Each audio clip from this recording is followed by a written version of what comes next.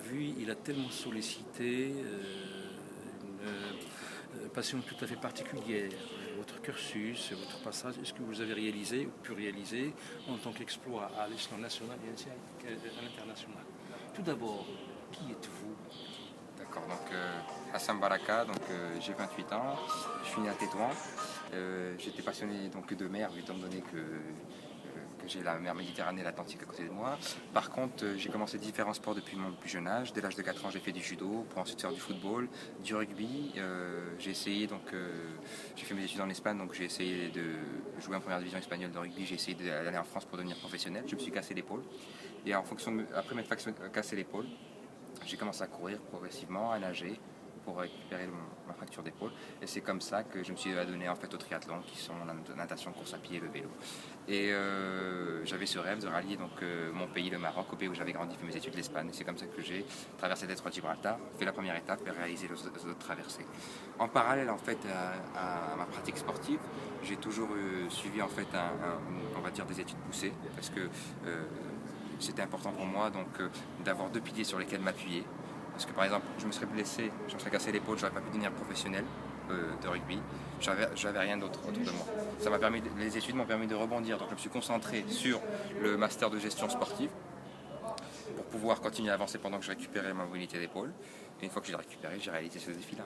Tout en créant ma structure HB Sport Consulting ici au Maroc pour faire du consulting et collaborer avec des fédérations pour le développement du sport. Donc il faut toujours avoir deux piliers sur lesquels s'appuyer. Tout à l'heure, vous avez employé le mot découverte Exactement. et découvrir. Oui. Donc, découvrir, c'est parce qu'on a tous quelque chose en soi. On a tous, moi j'expliquais qu'on avait tous une étincelle en soi. Et il faut en fait retirer ce qui camoufle cette étincelle. Il faut juste, comme un sculpteur, sculpter tout cela en le travaillant avec la force de volonté et de la persévérance pour découvrir ça. Mais il faut croire en soi, on l'a tous en soi. Et j'ai pris l'exemple de Newton, qui lui en fait est juste assis en train de faire une sieste en dessous d'un arbre et qu'une pomme lui tombe sur la tête. Et il te dit, ah, j'ai découvert la loi de la gravité. Il n'a pas découvert la loi de la gravité, elle existait, il a juste donné un nom.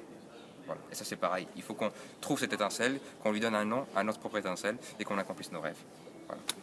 vous savez que dans le jargon marocain arabe, on traite la mer comme quelque chose qui nous fait peur. Que l'afia, l'afia, ou le mkhzen, ou le bahar. Est-ce que ça vous a travaillé à un certain moment dans votre vie? Vous craignez la mer ou vous l'avez adoptée? Écoutez, je ne sais pas, c'est peut-être le travail mental que j'ai expliqué, que j'ai réalisé lors de mes entraînements, mais je n'ai pas senti de peur dans la mer.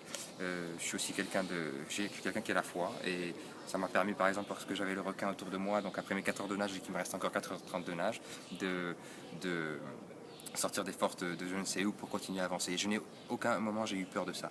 Le seul moment où j'ai peut-être eu peur, mais c'était pas de la mer en soi, c'était des piqûres de méduses. Une fois que je m'étais fait piquer, je sentais que le venin coulait dans mon corps, et là oui j'ai eu une certaine peur, mais pas des éléments même de la mer, de ce qui s'était passé dans mon corps par la suite.